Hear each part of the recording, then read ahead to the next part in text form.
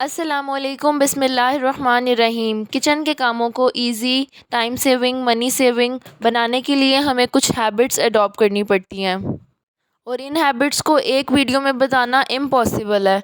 इस तरह की वीडियोस और भी मैं बहुत सी आपके साथ शेयर कर चुकी हूँ, लेकिन आज आपके लिए एक न्यू वीडियो लेकर आई हूँ जिसमें आपको बहुत सी हैबिट्स के बारे में बताऊँगी।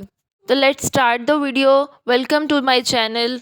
जो चैनल पर न्यू है वो चैनल को सब्सक्राइब कर दें। अगर वीडियो पसंद आती है तो वीडियो को भी लाइक कर दें। चलते हैं वीडियो की तरफ। तो मेरी फ़र्स्ट टिप ये है कि सबसे पहले आपने जब उठना होता है तो अपने कमरे को क्लीनिंग करने से पहले सबसे पहले क्लीनिंग में हमारा यही काम होता है कि हमने अपना बेड सेट करना होता है। सब काम कर लें लेकिन बेड सेट ना हो तो हमारा कमरा, हमारा घर बिखरा हुआ ही नज़र आता है। तो यहाँ पर मैं आपको ब्लैंकेट तय करने की एक टिप शेयर करना चाहूँगी कि आप ब्लैंकेट को तय तो कर लेती हैं, लेकिन ब्लैंकेट अगर ज़रा सा हम उसको छेड़ते हैं या बच्चे उस पर ज़रा सा भी कुछ करते हैं तो वो फ़ौरन खुल जाता है। तो इस तरह से आप तय करेंगी, इंशाल्लाह आपका ब्लैंकेट नहीं खुलेगा जब तक आप उसको ख़ुद खोलने की कोशिश नहीं करेंगी। तो इस तरह से आपने इसको फ़ोल्ड कर लेना है 2 से 3 तहों में, और यहाँ पर एक जो साइड होगी वहाँ से 2 दफ़ा तय कर लेना है और दूसरी साइड से एक दफ़ा तय करके उसको खोल लेना है और उसके अंदर होल कर लेना है और इस तरह से दूसरी साइड उसके अंदर डाल देनी है और ये बिल्कुल फ़िट आ जाएगी और बहुत आसानी से आ जाएगी। तो आप देख सकते हैं हम इसको जिस तरह मर्ज़ी फेंक सकते हैं, जिस तरह मर्ज़ी हिला रहे हैं, कंबल बिल्कुल भी अपनी जगह से नहीं हिल रहा। जब तक हम इसको नहीं खोलेंगे ये नहीं खुलेगा। तो ये भी एक अच्छी सी टिप मैंने आपके साथ शेयर की है। बिस्तर वगैरह बिखरे नज़र आते हैं सर्दियों में, क्योंकि सर्दियों में बिस्तर ज़्यादा यूज़ होते हैं। तो इस तरह से आप समेट के रखें, इंशाल्लाह आपके बिस्तर नहीं खुलेंगे। और इसी के साथ साथ मैंने यहाँ पर बेड वगैरह बना लिया है। बेड को क्लीन करना एक बहुत ही अच्छा वो है कि सबसे पहले आपने बेड क्लीन करना है। तो चलते हैं नेक्स्ट टिप की तरफ। तो आपने साइड टेबल सबसे पहले क्लीन करनी है बेड के फ़ौरन बाद, ठीक है। साइड टेबल हम क्लीन नहीं करते हैं इस तरह से, जो भी चीज़ें हमने यूज़ की होती हैं रात में फेस के लिए, हैंड के लिए, वो भी हम उठा के इधर ही रख लेते हैं और भी बहुत सी खाने पीने की चीज़ें भी हम यहाँ पर साइड टेबल पे रख लेते हैं। तो साइड टेबल भी क्लीन करना ज़रूरी है। तो जितनी भी चीज़ें साइड टेबल पर पड़ी हैं वो मैंने सारी उठा ली हैं वहाँ से और साइड टेबल को बिल्कुल क्लीन कर दिया। ये जो पानी है, वाटर बॉटल है, ये पड़ी रहती है, इसे मैं पीती रहती हूँ दिन में भी रात में भी, जब टाइम मिले। ये पास पड़ी हो ना तो इजी रहता है कि जब मर्ज़ी इंसान पी लेता है। तो जी उसके बाद आते हैं फ्लोर क्लीनिंग की तरफ। तो हम सबसे पहले झाड़ू लगा लेंगे यहाँ पर। अगर कूड़ा वगैरह हो ना हो, डस्ट तो हमारी हो ही जाती है डेली। तो डेली क्लीनिंग इसलिए ज़रूरी होती है। कूड़ा ना हो भी ना तब भी डस्ट वगैरह हो जाती है, धूल मिट्टी, तो उसको साफ़ करना भी बहुत ज़रूरी होता है।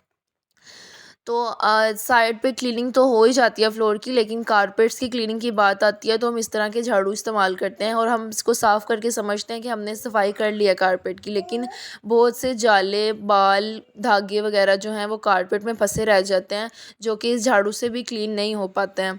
तो मैं यहाँ पर आपके साथ एक टिप शेयर करना चाहूँगी कि आपने सबसे पहले एक ब्रश ले लेना है। अगर आप ब्रश नहीं है तो आप सिंपल एक कंघा भी ले सकते हैं और उस कंघे को आपने, ये देखिए यहाँ पर मैंने ब्रश लिया है और ब्रश से आप इसको सर्कुलर मोशन में इस तरह से जब आप इसको लगाएंगे कारपेट के ऊपर, तो जितने भी बाल, धागे, रुइयाँ वगैरह जो भी कुछ होगा वो ब्रश के अंदर आ जाएगा।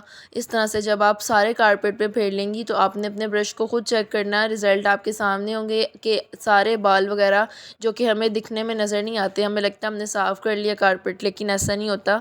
यहाँ इसमें बहुत ज़्यादा बाल वगैरह फंसे होते हैं जो हमें नज़र नहीं आ रहे होते। तो आप देख सकते हैं कि इतने बाल इसमें से निकले हैं। मुझे क्लीन करने के बाद नज़र आ रहा था जैसे बिल्कुल साफ़ है। तो ये भी बड़ी मज़ेदार सी टिप है, आप करके देखिएगा। आपके कारपेट, आपके फुट पैड्स वगैरह जितने भी होते हैं उसमें से बहुत ज़्यादा बाल फंस जाते हैं, तो उसको आप इस तरह से निकाल सकते हैं। उसके बाद मोप लगाने की बारी आती है। तो मैं इस तरह से वाइपर पे कोई भी मुझे शर्ट मिलती है मैं उसको चढ़ा लेती हूँ और इसको गीला करके, सिंपल शाम का टाइम है तो मैं सिंपल लगा रही हूँ, और दिन का टाइम होता है तो मैं सर्फ़ वगैरह भी इस्तेमाल कर सकती हूँ। गर्मियों में आपको जैसे पता है कि बहुत मक्खियाँ वगैरह बैठती हैं, तो आप सर्फ़ का या फ़िनाइल का यूज़ कर सकती हैं और उस तरह से पहले वॉश कर लें मोप को, उसके बाद फिर आप इस तरह से लगा सकती हैं ईज़ी सी। अब बर्तन धोने की बारी आती है तो आपको पता है बर्तन तो कभी ख़त्म ना होने वाली चीज़ है घर में। आपको पता है कि खाना वगैरह बच्चे खाते हैं, इस तरह से रख देते हैं, बर्तन तो ख़त्म होते ही नहीं है जितने भी आप धो लें। तो आपके कपड़े वगैरह भी विंटर्स में बहुत ज़्यादा गीले हो जाते हैं, जिसकी वजह से इंसान बार बार कपड़े तो नहीं चेंज करता रहेगा ना। तो यहाँ पर मैं एक टिप लेकर आई हूँ कि आपने इस तरह से शेल्फ़ के ऊपर कपड़ा कोई भी बिछा लेना है, या ज़्यादातर आप टॉवल यूज़ करेंगी तो ज़्यादा बेस्ट रहेगा। लेकिन यहाँ पर मैंने लॉन कॉटन का यूज़ किया, उसे फ़ोल्ड करके मैंने इस तरह शेल्फ़ पे बिछा लिया और फिर हम अब बर्तन वॉश कर लेंगे। तो आप इस तरह से बर्तन वॉश करें, आपके कपड़े बिल्कुल भी गीले नहीं होंगे।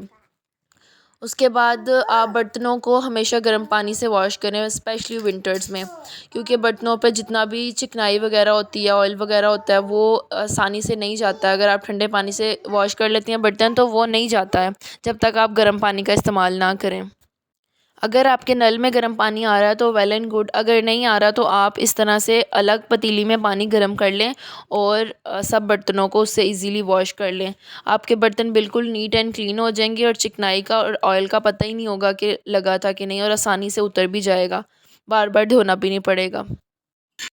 बर्तन जब आप वॉश कर लेती हैं तो उनको आपने हमेशा पानी निचोड़ के आपने रखना है। अगर इस तरह से रखती हैं तो पानी की स्मेल आ जाती है बर्तनों में, और पानी इस तरह से लेसदार बिल्कुल बन जाता है और बर्तन खुश्क नहीं होते, जिसकी वजह से बर्तनों में से भी स्मेल आ जाती है। तो बर्तनों को आपने स्पेशल पहले खुश्क करके रखना है, गर्मी हो या सर्दी।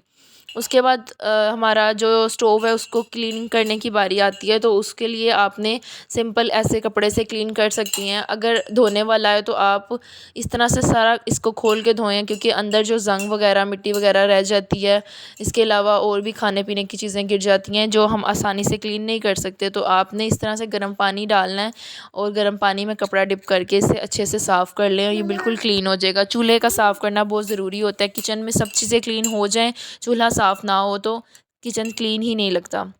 सिंक साफ़ करने की बारी आती है तो सिंक को भी आपने अच्छे से क्लीन करना है, इसका जो टैप है सिंक का उसको भी अच्छे से क्लीन करना है। किचन की हर चीज़ क्लीन हो तो ही किचन साफ़ सुथरा लगता है। थोड़ा सा भी कुछ गंद हो तो लगता है कि जैसे हमने किचन साफ़ ही नहीं किया। और इस तरह से आपने इसकी शेल्फ़ के ऊपर भी यही यूज़ करना है और साबुन से अच्छे से इसे वॉश कर लेना है, ताकि कोई भी जो है डस्ट वगैरह इसके ऊपर ना रहे। उसके बाद पास ही आपने सोप रख लेना है, इस तरह से छोटा सा कोई भी सोप अगर बच जाता है तो आपने पास ही रख लेना है। महंगे महंगे हैंड वॉश यूज़ करने की ज़रूरत नहीं है, आपने इस तरह से रख लेना है और बर्तन वॉश करने के बाद इस तरह से आपने हैंड पे लगा के सोप, उसी सोप से आपने हैंड भी वॉश कर लेना है। और उसके बाद अपने हैंड्स को आप मॉइस्चराइज़ कर लें, जो मर्ज़ी करें। होता है कि आप वॉश करती हैं और वो ड्राई हो जाते हैं बहुत ज़्यादा हैंड, तो इस तरह से सही नहीं रहता। तो इस तरह से आप सोप वगैरह लगाएं और वॉश करके मॉइस्चराइज़ कर लें अपने हैंड। फ्रिज साफ़ करने की बारी आती है तो फ्रिज भी आपने अच्छे से क्लीन करनी है। अपनी फ्रिज को भी आपने बिल्कुल साफ़ सुथरा रखना है। आपने इसको साफ़ सुथरा रखेंगी, इसके अंदर से स्मेल बिल्कुल नहीं आएगी, ये चमकती रहेगी, तो आपका किचन भी साफ़ सुथरा लगेगा। नेक्स्ट किचन की शेल्फ़ को साफ़ करने की बारी आए तो इसको भी साफ़ करना बहुत ज़रूरी होता है। इसके ऊपर खुश्की वगैरह, घी, ऑयल, चिकनाई वगैरह बहुत ज़्यादा गिर जाती है, इसको भी साफ़ करना बहुत ज़रूरी होता है। अगर इसको साफ़ नहीं करेंगे तो इस तरह से हम दोबारा यूज़ करेंगे, वो भी हमारे हाथों पे लग जाएगा, और बहुत से डस्ट भी है जो हम जहाँ पर हम रोटी वगैरह बनाते हैं वो भी लग जाएगी रोटी में। तो यहाँ पर नेक्स्ट आती है किचन की शेल्फ्स क्लीनिंग करने की बारी। ये साथ जो ऊपर जो शेल्फ्स लगी होती हैं उनको भी साफ़ किया करें, उनको भी क्लीन रखा करें, वरना वो अगर लाइट कलर की होती हैं तो बहुत ज़्यादा डस्ट उसमें नज़र आती है। और एक टिप है कि अगर आप सिंक वगैरह क्लीन कर लेती हैं तो इस तरह से जो सोप होते हैं उसको आप थोड़ी देर 1 से 2 मिनट रख दें सिंक के होल में और पानी चला दें। अगर जो खुशबू होगी सोप की वो सारी सिंक में आ जाएगी, स्मेल वगैरह अंडे की या चिकन की वो नहीं आएगी।